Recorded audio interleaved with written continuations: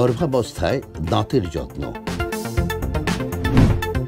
গর্ভাবস্থায় দাঁতের যত্ন বলতে আমরা কি বুঝি? গর্ভাবস্থায় দাঁতের যত্ন বলতে সাধারণত দেখা যায় যে গর্ভাবস্থায় আমাদের বিভিন্ন ধরনের হরমোনাল ইমব্যালেন্স হয়ে থাকে, ফলে আমাদের মাড়ি এবং দাঁত, ওরাল ক্যাভিটি খুব সংবেদনশীল হয়ে থাকে। সে সময় একটু ভালো মতো স্পেশাল যত্ন নেওয়া উচিত। রেগুলার যে ব্রাশটা আমরা করি সেটা একদম মিস করা উচিত না, রেগুলার করা উচিত। সাথে কুলকুচি এবং ফ্লসিংটা করা উচিত রেগুলার। এবং দাঁতের যেন আমাদের বমি বমি ভাব হয় আমাদের গর্ভাবস্থায় প্রেগন্যান্সির সময়, সেক্ষেত্রে স্টমাক অ্যাসিডটা মুখে চলে আসতে পারে। এজন্য আমাদের যখন এই রকম হবে তখন আমরা সাধারণত নর্মাল পানি দিয়ে কুলি করে ফেলা উচিত মুখটা।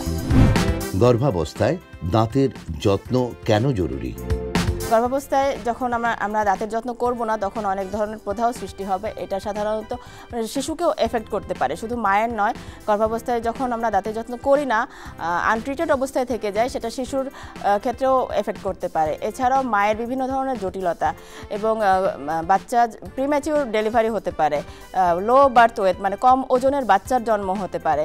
এবং গর্ভাবস্থায় হরমোনাল ইমব্যালেন্সের জন্য আমাদের রক্তপ্রবাহ, মুখের রক্তপ্রবাহ, মাড়িতে রক্তপ্রবাহ একটু বেড়ে যায়।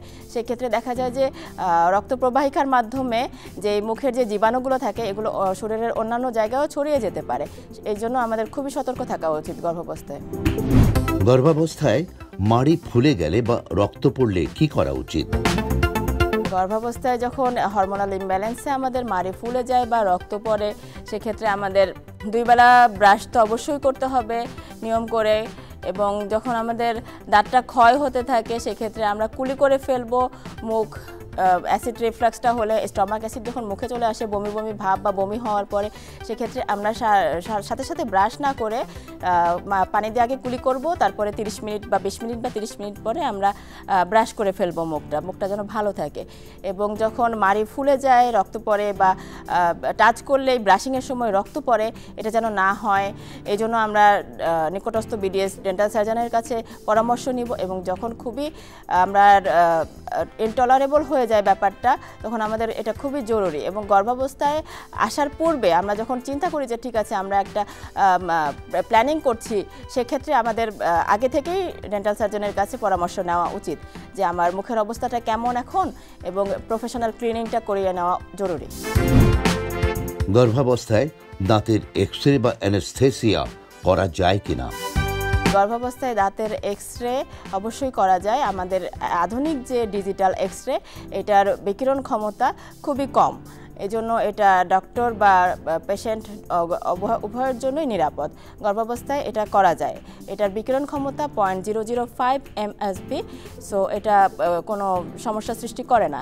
এবং অ্যানেস্থেসিয়ার একটা পরিমাণ পর্যন্ত ডক্টরের পরামর্শে নেওয়া যেতেই পারে যখন আমরা ট্রিটমেন্ট নিয়ে থাকি।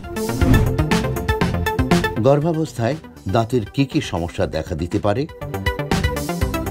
গর্ভাবস্থায় বিভিন্ন রকম সমস্যা দেখা দিতে পারে। আমাদের হরমোনাল ইমব্যালেন্সের জন্য মাড়ি থেকে রক্ত পড়ে, মাড়ির ফুলে যায়, অনেক প্রদাহ হতে পারে, ইনফেকশন হতে পারে মাড়িতে, বমি বমি ভাব হয় যখন, স্টমাক অ্যাসিডটা মুখে চলে আসে, দাঁতের ক্ষয় হতে পারে, ক্ষয়ের ফলে দীর্ঘদিন ক্ষয়টা থাকলে ক্যাভিটি হতে পারে।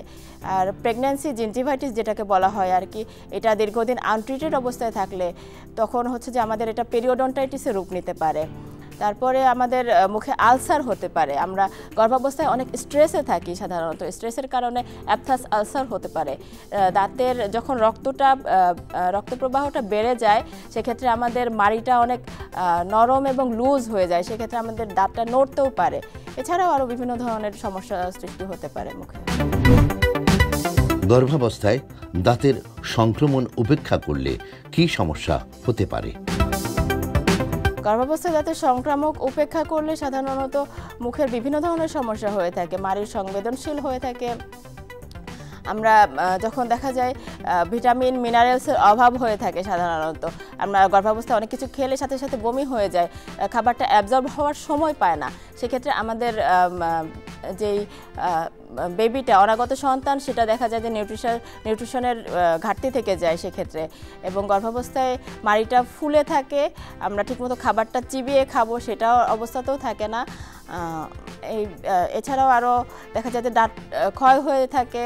তারপরে বিভিন্ন ধরনের বমি হয় আমাদের। বমির ক্ষেত্রে দেখা যায় অ্যাসিড রিফ্লাক্স, স্টমাক অ্যাসিডটা মুখে চলে আসে, ফলে দাঁত ক্ষয় হতে থাকে। গর্ভাবস্থায় দাঁতের যত্ন পরামর্শ। গর্ভাবস্থায় আমরা যখন প্ল্যানিং করছি যে আমরা ঠিক আছে আমরা বেবি নিতে চাই, বা তার আমি সাজেস্ট করব তার পূর্বেই একজন বিডিএস ডেন্টাল সার্জনের কাছে পরামর্শ নেওয়া যে আমার মুখের অবস্থাটা ঠিক আছে কিনা, এবং যদি ঠিক না থাকে একটা প্রফেশনাল ক্লিনিং নেওয়া। এবং সুস্থ মা সুস্থ সন্তান অবশ্যই জন্ম দিতে পারে।